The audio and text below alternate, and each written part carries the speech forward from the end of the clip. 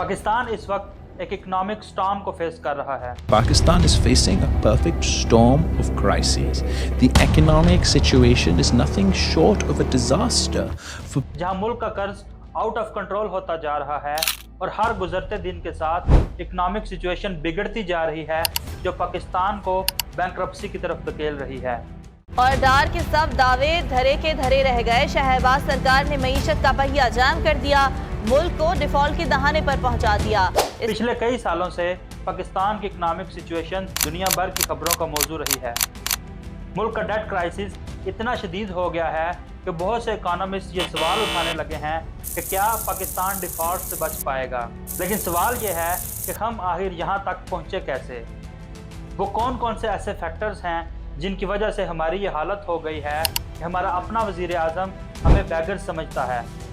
और इससे भी ज़्यादा अहम सवाल कि क्या हम इस सिचुएशन से कभी निकल पाएंगे। और पाकिस्तान का डेट क्राइसिस सिर्फ पाकिस्तान के लिए ही नहीं बल्कि पूरे इलाके और ग्लोबल इकानमी के लिए आखिर क्यों इम्पोर्टेंट है।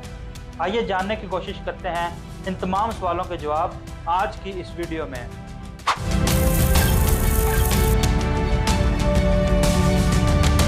पाकिस्तान के डेट क्राइसिस की पहली और सबसे ऑब्वियस रीज़न है इसका क्रॉनिक बजट डेफिसिट। कई दिहाइयों से पाकिस्तान की इनकम इसके अखराजात से कई गुना कम है और यही वजह है कि पाकिस्तान अपनी इनकम से कहीं ज़्यादा खर्च कर रहा है।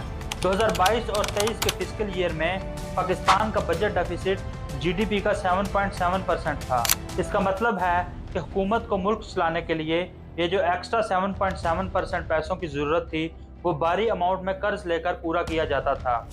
ये बजट डेफिसिट फिस्कल ईयर 23-24 में 7.4% था, जो कि अब मज़ीद कम होकर सिर्फ 5.4% रह गया है।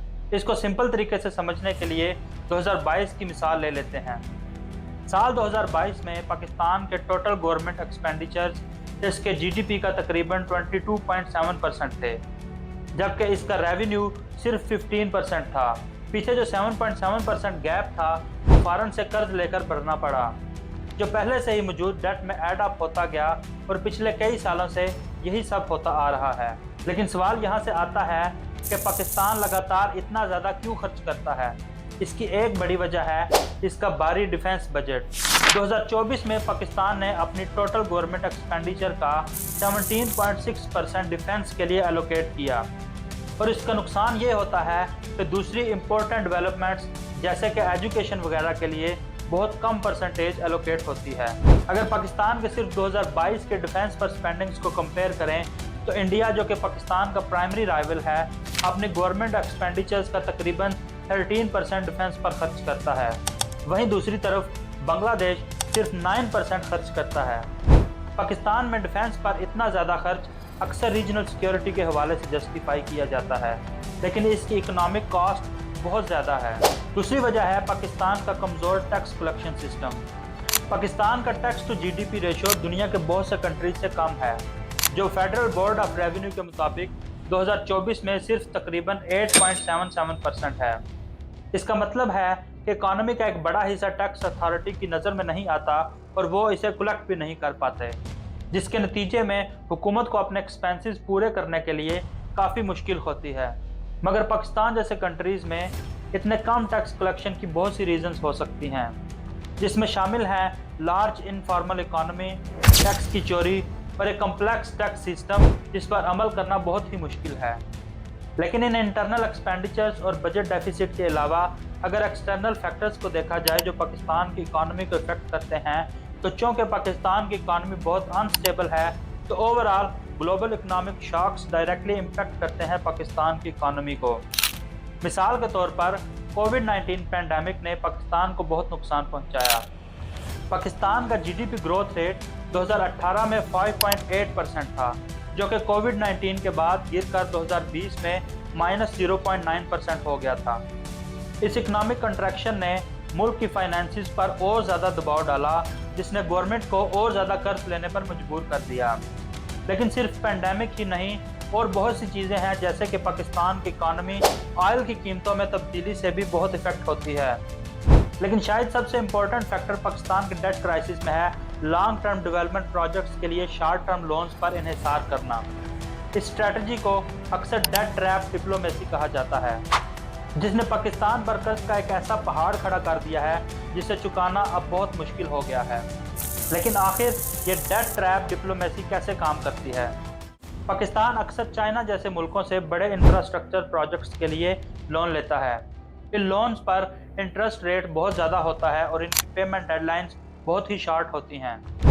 जब लोन्स की रीपेमेंट्स का वक्त आता है तो पाकिस्तान अक्सर इन डेडलाइंस को मिस कर देता है और पुराने लोन्स को कवर करने के लिए पाकिस्तान को और लोन लेने पड़ते हैं और इस तरह से लोन लेने का एक साइकिल बन जाता है और यही साइकिल पाकिस्तान के डेट क्राइसिस की जड़ है।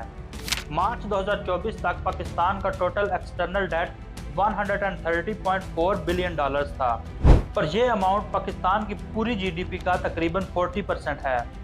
और ये लोन सिर्फ बैलेंस शीट पर एक नंबर नहीं है, इसके पाकिस्तानी अवाम के लिए बहुत से कॉन्सिक्वेंसेस हैं, क्योंकि हुकूमत को अपने बजट में से एक बड़ा हिस्सा डेट सर्विसिंग के लिए रखना पड़ता है, जिससे हेल्थ केयर, एजुकेशन और इंफ्रास्ट्रक्चरल डेवलपमेंट्स जैसे ज़रूरी सर्विसेज के लिए बहुत कम पैसे बच जाते हैं। अब आप सोच रहे होंगे कि पाकिस्तान के सबसे बड़े क्रेडिटर्स कौन हैं? ये बहुत से कंट्रीज और इंटरनेशनल फाइनेंशियल इंस्टीट्यूशंस का एक मिक्स है। चाइना इस लिस्ट में सबसे ऊपर है, जो पाकिस्तान के बायलैटरल डेट का तकरीबन 30% है। इसके बाद आते हैं कुछ मल्टीलेटरल लैंडर्स जैसे कि वर्ल्ड बैंक और एशियन डेवलपमेंट बैंक। पाकिस्तान के लोन में चाइना का इतना बड़ा हिस्सा ज़्यादातर चाइना पाकिस्तान इकोनॉमिक कॉरिडोर यानी कि CPEC की वजह से है। हालांकि ये प्रोजेक्ट्स इकोनॉमिक डेवलपमेंट के लिए शुरू किए गए थे, मगर इन प्रोजेक्ट्स ने पाकिस्तान के कर्ज के बोझ में बहुत ज़्यादा इजाफा कर दिया है और इस डेट क्राइसिस के कॉन्सिक्वेंसेस बहुत दूर तक जाते हैं और बहुत ही शदीद हैं। पाकिस्तान की करेंसी रुपी फ्री फॉल में है, जिसने पिछले 2 सालों में US डॉलर के मुकाबले में अपनी 50% से ज़्यादा वैल्यू खो दी है। इसकी वजह से इन्फ्लेशन बहुत तेज़ी से बढ़ रही है, जिसने करोड़ों पाकिस्तानी लोगों की रोज़मर्रा की ज़िंदगी को मुश्किल बना दिया है। 2023 में पाकिस्तान का इन्फ्लेशन रेट 30.77% तक पहुंच गया था, जो कि 2022 में 19.87% था और पिछले 2-3 सालों में पाकिस्तान का इन्फ्लेशन रेट तकरीबन 22% इंक्रीज़ हुआ है। इसका मतलब है कि खाने और फ्यूल जैसी बेसिक ज़रूरतों की कीमतों में बहुत तेज़ी से इजाफा हुआ है, जिसने बहुत से लोगों को गुर्बत में धकेल दिया है। और वर्ल्ड बैंक के मुताबिक अब पाकिस्तान की तकरीबन 40.5% पॉपुलेशन पॉवर्टी लाइन से बिलो है। अब आते हैं एक अहम सवाल पे, इस क्राइसिस से निपटने के लिए क्या किया जा सकता है। चलिए कुछ पॉसिबल सॉल्यूशंस पर नज़र डालते हैं। पहली चीज़ है डेट रीस्ट्रक्चरिंग। पाकिस्तान को अपने क्रेडिटर से बात करके अपने लोन को रीस्ट्रक्चर करना होगा। इसमें लोन चुकाने की मुद्दत बढ़ाना या इंटरेस्ट रेट्स को कम करना शामिल हो सकता है। दूसरी चीज़ है टैक्स रेवेन्यू को इंक्रीज़ करना। हुकूमत को अपना टैक्स बेस बढ़ाना होगा और टैक्स कलेक्शन को भी बेहतर बनाना होगा। इसमें टैक्स सिस्टम को सादा बनाना और टैक्स चोरी पर सख्ती से कार्रवाई करना शामिल हो सकता है, लेकिन इसका कतन ये मतलब नहीं कि गरीब आवाम पे बोझ डाल दिया जाए। लॉन्ग टर्म सॉल्यूशंस को देखा जाए तो पाकिस्तान को इंपोर्ट्स पर अपने इन्हिसार को कम करना होगा और एक्सपोर्ट्स को बढ़ाना होगा। इसमें नई इंडस्ट्रीज़ में इन्वेस्टमेंट करना और मुल्क की मैन्युफैक्चरिंग कैपेबिलिटीज़ को बेहतर बनाना शामिल हो सकता है। फॉर एग्जांपल, पाकिस्तान अपने IT सेक्टर पर फोकस कर सकता है, अपनी तबाह होती हुई टेक्सटाइल जैसी इंडस्ट्रीज़ को बचाकर मज़ीद बेहतर कर सकता है। इसके अलावा करप्शन से निपटना और पब्लिक इंस्टीट्यूशंस की एफिशिएंसी को बेहतर बनाना, इन्वेस्टर्स के कॉन्फिडेंस को बहाल करने और ज़्यादा से ज़्यादा फॉरेन इन्वेस्टमेंट्स को अट्रैक्ट करने में मददगार साबित हो सकता है।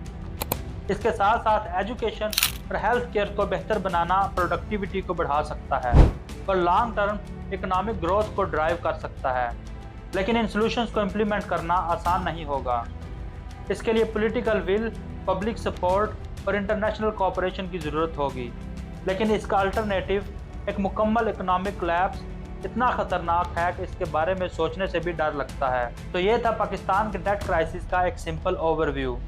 आप पाकिस्तान की इस इकोनॉमिक सिचुएशन के बारे में क्या सोचते हैं? क्या आपको लगता है कि पाकिस्तान इस क्राइसिस से कभी निकल पाएगा? अपने ख्यालात कमेंट्स में शेयर करें। अगर आपको ये वीडियो इन्फॉर्मेटिव लगी हो तो लाइक का बटन दबाएं, शेयर करें और ग्लोबल इकोनॉमिक इश्यूज़ और इन डेप्थ एनालिसिस के लिए हमारे चैनल को सब्सक्राइब करें।